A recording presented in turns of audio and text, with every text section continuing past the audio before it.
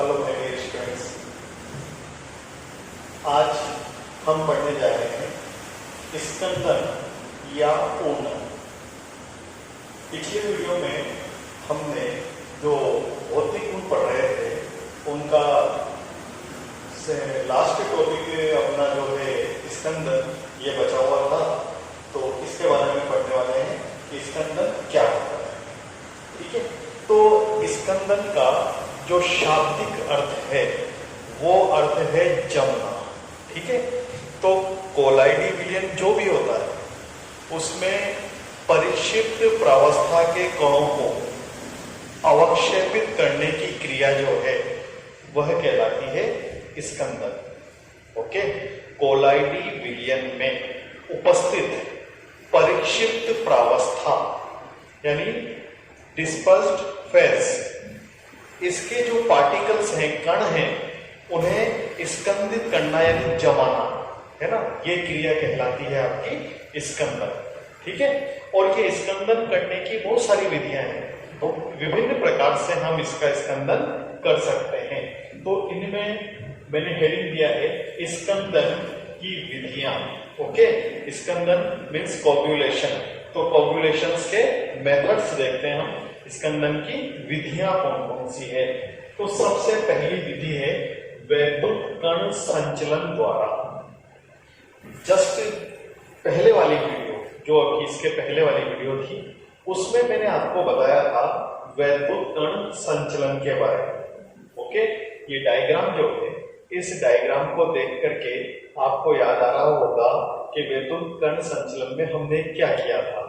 ठीक है, तो ये जो यू आकार का जो हमने एपरेटस लिया था, इसमें आर्सेनियम सल्फाइड जो कि नेगेटिव कोलाइड थे उसका विलयन भर दिया था, और वो नेगेटिव कोलाइड एक इलेक्ट्रोड की तरफ चल गए थे और वो इलेक्ट्रोड था अपना एनोड। ठीक है, तो एनोड की तरफ जाकर के वो कण वहां पर उस एनोड पर चिपक गए यानी अवक्षेपित हो गए। तो अवक्षेपण मतलब जमना यानी स्कंदित होना। तो स्कंदन के लिए वैद्युत कण संचलन विधि काम में ली जा सकती है, जिससे ऋणात्मक कण यानी नेगेटिव पार्टिकल्स जो भी होंगे वो सब कहां पर जाकर के स्कंदित हो जाएंगे, एनोड पर। और अगर पॉजिटिव कोलाइडल सॉल्यूशन है तो वो फिर कैथोड पर जाकर के स्कंदित हो जाएंगे। तो ये पहला मेथड है वैद्युत कण संचलन द्वारा। ओके, अब दूसरी विधि पढ़ने जा रहे हैं हम अधिक्य अपोहन द्वारा। अधिक्य अपोहन, हमने अपोहन पढ़ा था, याद आ रहा होगा कि एक चर्म पात्र हमने लिया था यानी प्लाज्मा मेम्ब्रेन से बना हुआ एक बैग लिया था, और उस बैग के अंदर हमने कोलाइडल सॉल्यूशन भर दिया था, और कोलाइडल सॉल्यूशन से भरे हुए इस बैग को एक पानी में भरे हुए कंटेनर में लटका दिया था। डायग्राम में देख रहे हैं आप, इस डायग्राम को देखने से याद आ क्या होगा कि सारे के सारे वैद्युत अपघट्य और परिक्षेपण माध्यम के जो कण थे वो सारे कण बाहर निकल गए, और जो चर्म पात्र था उसमें केवल क्या बचे रहे, कोलाइडी कण। अब वो कोलाइडी कण एक दूसरे से चिपक जाएंगे, और चिपकने का मतलब है स्कंदित होना यानी वो जम करके एक बल्क में इकट्ठे हो जाते हैं, और उसी क्रिया को हम बोलते हैं स्कंदन। तो अगर हम सारा का सारा परिक्षेपण माध्यम उस चर्म पात्र से बाहर निकाल दें तो इसको बोलेंगे एक्सेस में हमने क्या किया, डायलाइसिस किया। ठीक है, एक्सेस में कर दिया यानी अधिक्य अपोहन द्वारा, यानी अपोहन की क्रिया में थोड़ा बहुत परिक्षेपण माध्यम बच जाता है, लेकिन इसको बहुत ही ज्यादा हमने क्या कर दिया, अपोहन कर दिया, तो फिर अंदर तो परिक्षेपण माध्यम बचेगा ही नहीं, और जब अंदर कुछ भी नहीं बचा तो सारे के सारे क्या बचेंगे, केवल कोलाइडल पार्टिकल्स यानी कोलाइडी कण बचेंगे। ओके, तो ये अधिक्य अपोहन द्वारा। थर्ड है पारस्परिक स्कंदन द्वारा। ठीक है, म्यूचुअल कोगुलेशन। ठीक है, तो इसमें क्या होगा, पारस्परिक स्कंदन में क्या होगा, अगर हमारे पास एक कंटेनर में नेगेटिव कोलाइडल सॉल्यूशन है, कौन सा वाला, नेगेटिव कोलाइडल सॉल्यूशन, और एक में हमने ले रखा है पॉजिटिव कोलाइडल सॉल्यूशन। अब हम नेगेटिव कोलाइडल को पॉजिटिव में डाल दें या पॉजिटिव कोलाइड को कहां डाल दें, नेगेटिव में डाल दें, तो ये दोनों एक दूसरे के विपरीत आवेशों का क्या कर देंगे, उदासीनीकरण यानी न्यूट्रलाइजेशन कर देंगे, न्यूट्रल कर देंगे एक दूसरे को। और न्यूट्रल होते से कोलाइडल पार्टिकल्स पर सारा का सारा चार्ज खत्म हो जाएगा और कोलाइडल पार्टिकल एक दूसरे से चिपक जाएंगे।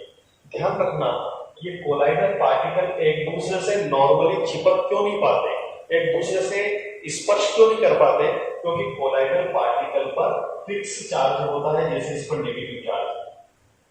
ठीक है, तो ये नेगेटिव चार्ज कभी भी एक दूसरे को पास आने देंगे क्या, नहीं आने देंगे। लेकिन जब हमने इसमें पॉजिटिव कोलाइडल सॉल्यूशन मिलाया तो ये सारा का सारा नेगेटिव चार्ज इस पॉजिटिव के द्वारा न्यूट्रल हो जाएगा, इसका भी न्यूट्रल हो गया, अब इन पर कोई चार्ज नहीं बचा और ये दोनों एक दूसरे के पास आएंगे और एक दूसरे के पास आकर के चिपक जाएंगे और ये बड़ा पार्टिकल बना लेंगे।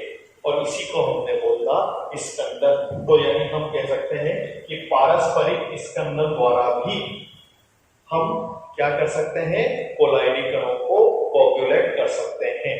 ठीक है, तो यह क्रिया जिसमें नेगेटिव कोलाइडल सॉल्यूशन को पॉजिटिव में डाल दें या पॉजिटिव को नेगेटिव में मिला दें, तो इनमें आपस में एक दूसरे के आवेशों का उदासीनीकरण हो जाता है और इसके परिणाम स्वरूप ये कोलाइडल विलयन स्कंदित हो जाता है। तो ये हमारी थर्ड मेथड यानी तीसरी विधि स्कंदन की कंप्लीट हुई। चौथी विधि क्वथन द्वारा, यानी कोलाइडल विलयन हमने किसी कंटेनर में लिया और उसे हमने गर्म किया, तो कोलाइडल पार्टिकल को गर्म करने से क्या होगा, सारे के सारे जो कोलाइडल विलयन है इसको हम क्या कर रहे हैं, हीट कर रहे हैं। यहां से हमने टेम्परेचर दे दिया, बर्नर लगा के इसको हीट किया, तो जो कोलाइडल पार्टिकल हैं वो तेजी से इधर उधर गति करेंगे और परिक्षेपण माध्यम के कण भी तेजी से गति करेंगे। इस गति के फलस्वरूप जो कोलाइडल कण हैं वो एक दूसरे से भी टकराएंगे और परिक्षेपण माध्यम के कणों से भी टकराएंगे और इस टक्कर के फलस्वरूप क्या होगा कि इनका जो चार्ज है वो बिखर जाएगा। ओके, जो टक्कर होगी तो टक्कर होने से क्या होगा, जो चार्ज इनके आसपास है वो बिखर जाएगा और चार्ज के बिखरने से सारे के सारे पार्टिकल क्या हो जाएंगे, चार्जलेस हो जाएंगे यानी आवेश रहित हो जाएंगे। और आवेश रहित होने के बाद ये जो पार्टिकल्स हैं ये एक दूसरे के पास आएंगे और जम करके एक बड़ा बल्क में स्कंदन क्रिया को अंजाम देंगे। ठीक है, तो इनके जमने से एक बड़ा पार्टिकल बन जाता है और यही क्रिया कहलाती है क्वथन द्वारा स्कंदन। ओके, अब हमारे बचा है वैद्युत अपघट्य मिलाकर स्कंदन। ध्यान रखना, ये सबसे इंपॉर्टेंट है, वैद्युत अपघट्य मिलाकर। तो इसको हम पढ़ने जा रहे हैं।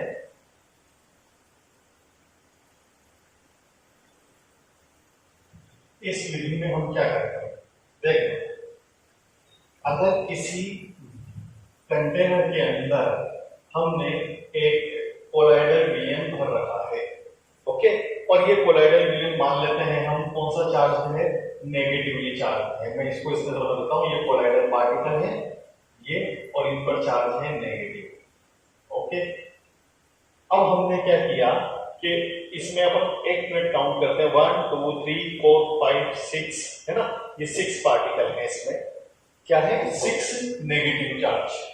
ओके, 6 नेगेटिव चार्ज है यहाँ पर और मैंने इसमें एक इलेक्ट्रोलाइट मिला दिया, मान लीजिए मैंने मिला दिया NaCl। ठीक है, अब बताओ NaCl में Na+ होता है और Cl- होता है। जब ये इसके अंदर गिरा तो यहां पर Na+ और Cl- दो पार्टिकल अलग अलग हुए। इनमें से इसके पास ये तो कभी भी नहीं जाएगा क्योंकि नेगेटिव नेगेटिव के पास नहीं जाता। अब पॉजिटिव इसके पास गया और जाके इसके एक चार्ज को न्यूट्रल कर दिया, इसको केवल एक नेगेटिव चार्ज को इस पॉजिटिव चार्ज ने क्या कर दिया, न्यूट्रल। तो मुझे इन 6 नेगेटिव चार्ज को न्यूट्रल करने के लिए 6 NaCl लेना पड़ेगा। ठीक है, तो यहां पर इस नेगेटिव चार्ज को न्यूट्रल किसने किया? सोडियम प्लस ने, जो कि पॉजिटिव है। तो क्वेश्चन ये आता है कि इस नेगेटिव कोलाइडल सॉल्यूशन को स्कंदित करने के लिए यानी कोगुलेट करने के लिए सक्रिय आयन यानी एक्टिव आयन कौन सा है? तो आंसर है Na+। ये कौन है? Na+। अब दूसरा चीज ये पूछी जाएगी कि मान लीजिए हम यहां पर NaCl की जगह MgCl2 यूज कर लें, तो बताइए NaCl अच्छा ये स्कंदक कारक होगा या MgCl2 अच्छा स्कंदक कारक होगा?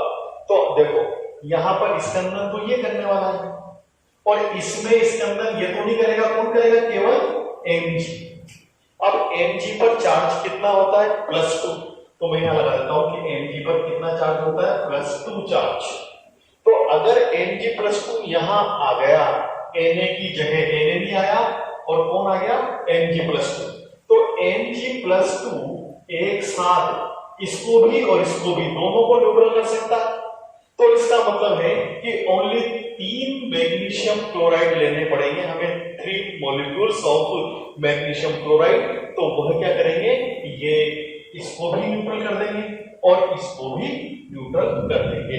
तो बताओ यहां पर इसकी वैलेंसी यानी इसका चार्ज ज्यादा है और चार्ज ज्यादा है तो इसकी स्कंदन क्षमता क्या हो गई? ज्यादा। यह बात बताने वाले साइंटिस्ट थे हार्डी और शुल्के। इन्होंने कहा कि किसी कोलाइडी विलयन को उदासीन करना हो तो उसके लिए हमें उसके विपरीत आवेश रखने वाले सक्रिय आयन की जरूरत होगी और वह सक्रिय आयन जितनी ज्यादा संयोजकता रखेगा उसकी स्कंदन क्षमता भी उतनी ही ज्यादा होगी। तो हार्डी शुल्जे के जो लॉ है उसको हम ये कह सकते हैं कि सक्रिय आयन की संयोजकता जितनी अधिक होगी उसकी स्कंदन क्षमता भी उतनी ही अधिक होगी।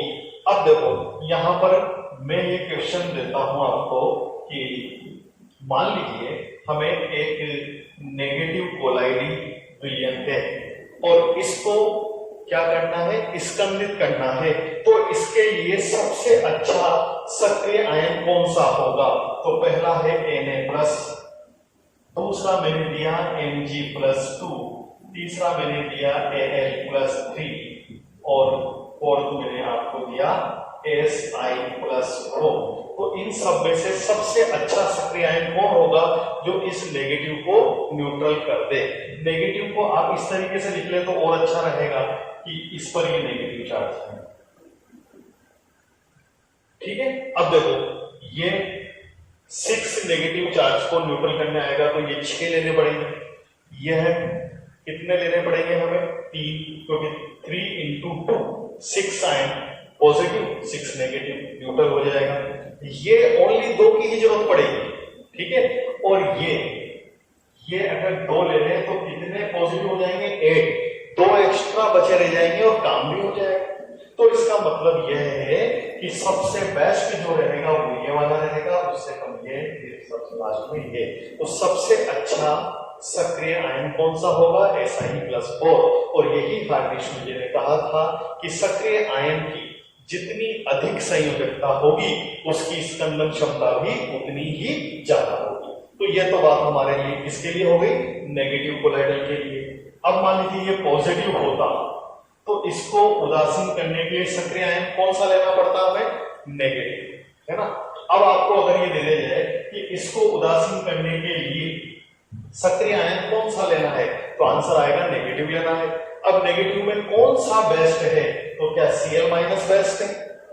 एक तो ये दे दिया, दूसरा दे दिया SO4-2, ये बेस्ट है।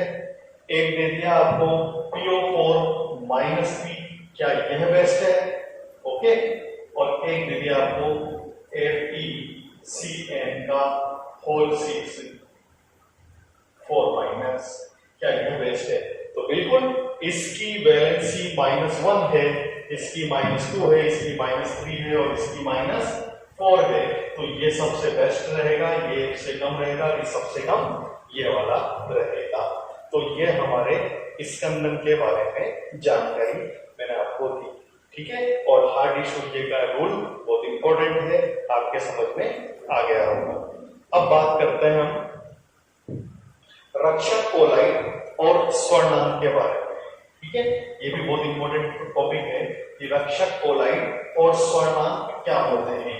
तो देखिए,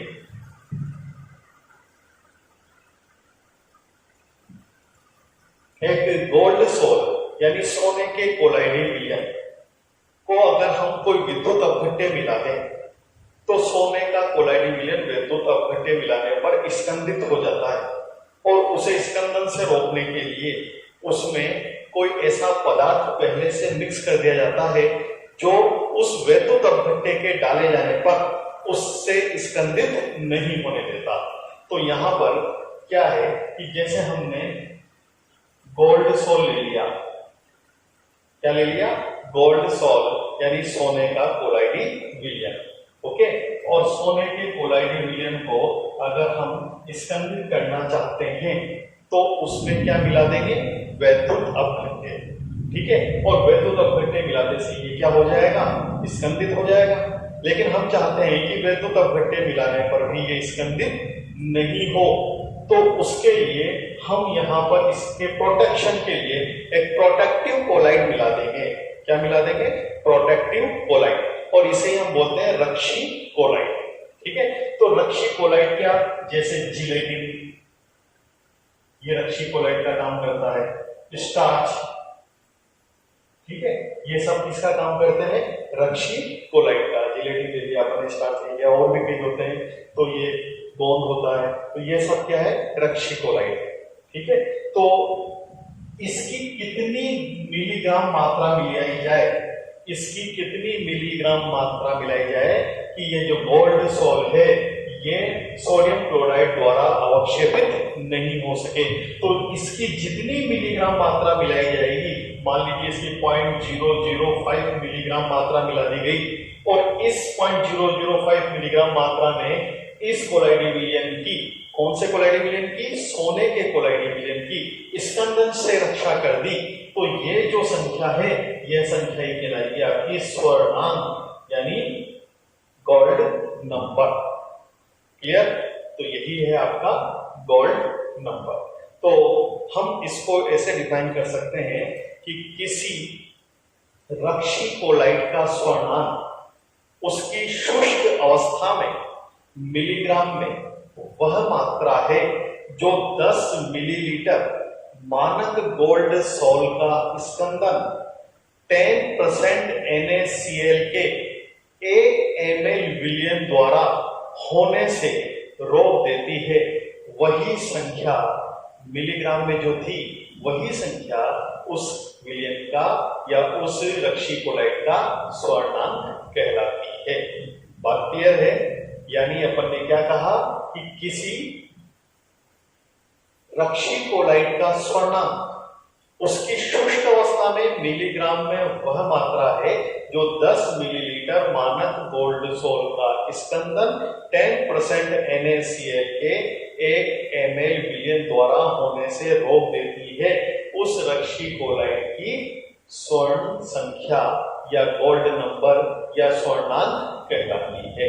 तो हमारे यह स्वर्णांक हुआ, और जिस रक्षी कोलाइड का स्वर्णांक जितना कम होगा उसकी स्कंदन से रोकने की क्षमता उतनी ही ज्यादा होगी और वह उतना ही ज्यादा अच्छा रक्षी कोलाइड कहलाएगा। मान लीजिए 0.005, ओके, 0.005 ये अपने जिलेटिन का क्या है? रक्षी कोलाइड का स्वर्णांक है, ओके। तो ऐसे ही हम ले लें स्टार्च, तो स्टार्च का जो क्या बोलते हैं अपन स्वर्णांक, वह क्या होगा? ज्यादा होगा, है ना। वह लगभग 25 के आसपास तक हो जाता है, यानी 25 मिलीग्राम की आवश्यकता होगी तो इसका स्वर्णांक कितना हो गया? 25 यानी 25।